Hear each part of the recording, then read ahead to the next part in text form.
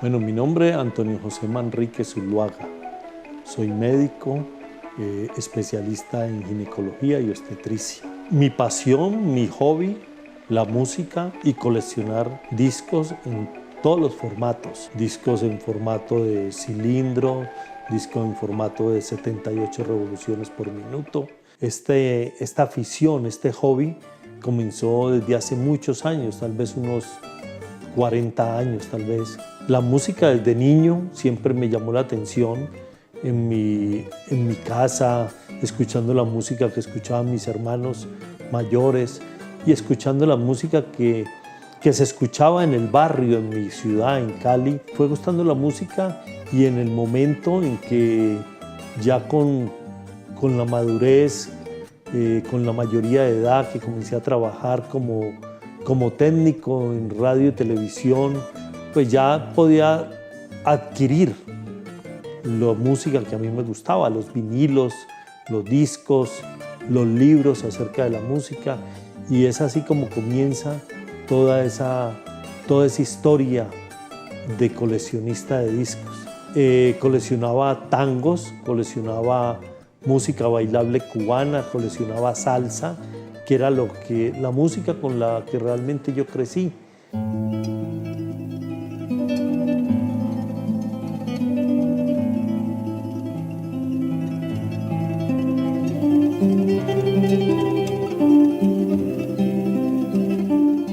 Bueno, la idea de conformar un museo del disco realmente sale de una desilusión, en el buen sentido de la palabra. No una desilusión amorosa, sino el haber ido a una ciudad, una de las grandes ciudades de Estados Unidos, a hacer un trabajo y querer ir a ver lo que veía mencionado en algunos avisos en las calles del Museo del Disco. Entonces traté de asistir a esto, pedí que me acercaran, que me llevaran a lo que se llamaba el Museo del Disco, y la gran sorpresa era que se trataba de un almacén de CDs. Yo iba buscando o tratando de encontrar la historia del elemento del disco. Cuando me hablan de museo, pues lo que se me viene a mí a la cabeza es que el museo cuenta una historia acerca de un tema o acerca de unos elementos o acerca de un arte. Entonces, en ese momento pensé que en realidad sí debería existir un museo del disco y que con el recorrido que yo ya llevaba en tiempo consiguiendo música, coleccionando, que podría ser yo el que tuviera esa oportunidad de realizar ese proyecto de conformar lo que hoy se llama el Museo del Disco y la Música.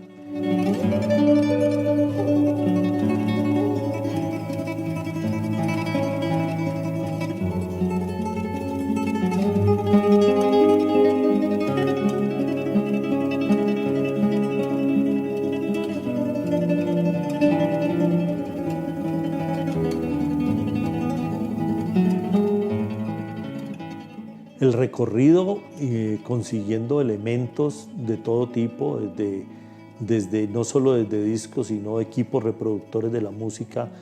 Llevamos 17 años. El 1 de junio del año 2019 decidimos abrir el museo. ¿Por qué en Finlandia? Porque realmente se dio la oportunidad, no fue porque quisiéramos, sino que se presentó la oportunidad de que este local nos lo ofrecieron y nos gustó, pensando en que había que hacerle una serie de adecuaciones. Entonces hicimos las negociaciones con los dueños de esta casa tradicional de la cultura paisa y duramos adecuándola aproximadamente 9 meses para mostrar lo que hoy es el Museo del Disco y la Música.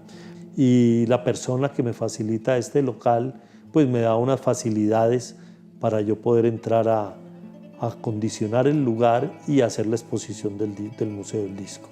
He sido la persona que ha invertido el capital en la consecución de todos los elementos que ustedes ven en el museo, que se han conseguido de manera en donación, pero digamos que el 99% de los elementos que ustedes aprecian en el recorrido del Museo del Disco han sido adquiridos por mi capacidad de pronto económica, gracias a mi profesión, ¿sí? Al esfuerzo que se ha hecho individual.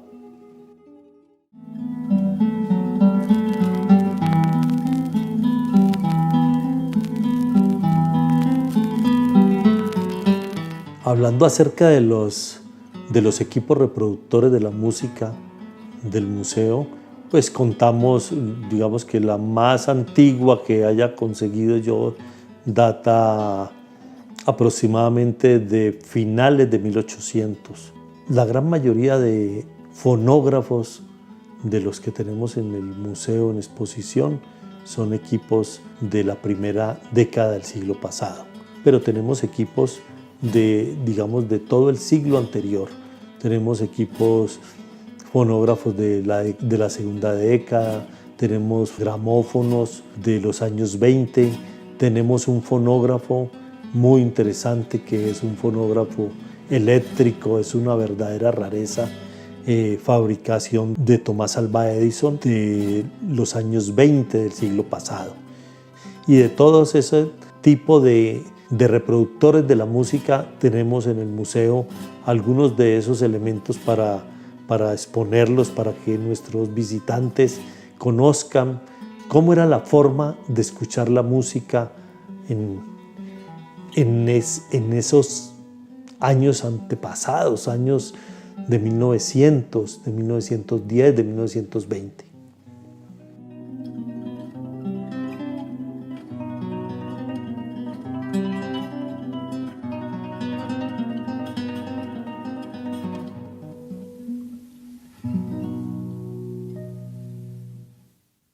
Tenemos equipos reproductores de vinilo, pero que tienen la característica de que un vinilo puede ser grabado en una memoria, una USB.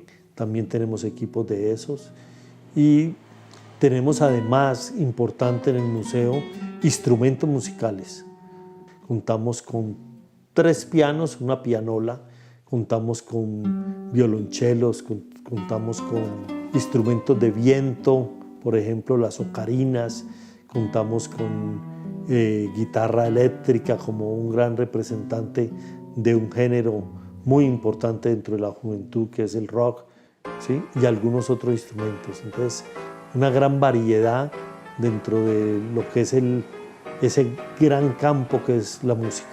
Los equipos reproductores de la música que adquiere el museo, en su gran mayoría se tratan de adquirir que tengan un buen funcionamiento. La reparación de los equipos en gran parte la practico yo, la realizo yo, y el mantenimiento también, lo que es la limpieza, cambio de agujas, hacer algunas adecuaciones en los elementos, en los equipos reproductores, la practico yo mismo.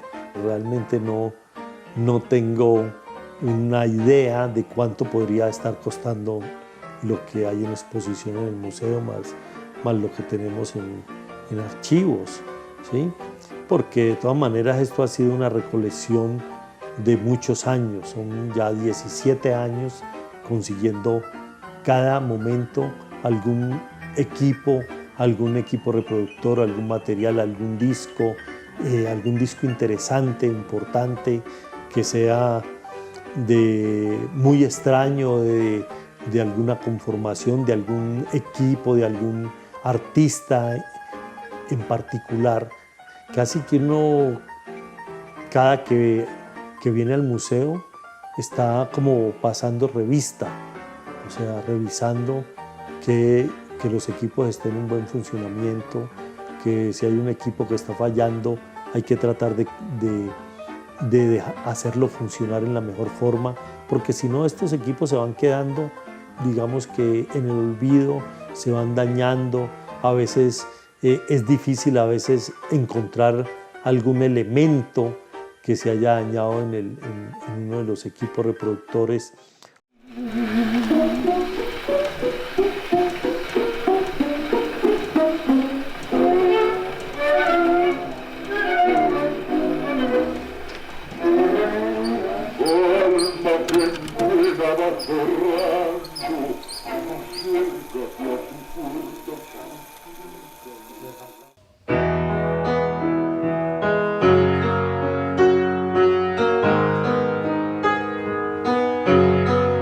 Mi nombre es Natalie Valencia. Llevo trabajando en el museo alrededor de unos 5 meses. Llegué acá por recomendación y acá mismo pues conocí a don Antonio. Y la verdad es que ha sido una experiencia muy asombrosa para mí. Y tener un trabajo en el cual uno se pueda dedicar a lo que le gusta. Me siento muy afortunada porque acá puedo tener espacio para tocar piano, guitarra, hacer lo que yo quiera que se tenga relación con música, obviamente.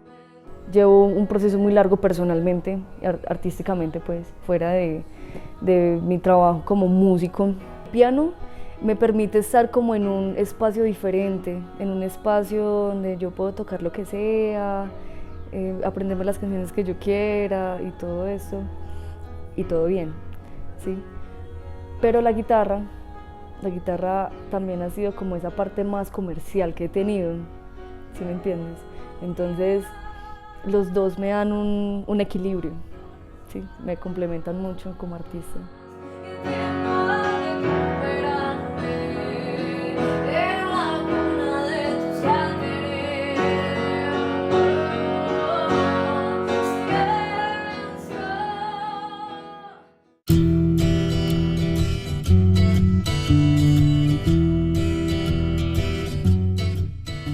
La música con la que yo crecí, podemos decir que fue la música bailable de los años 60, ¿sí?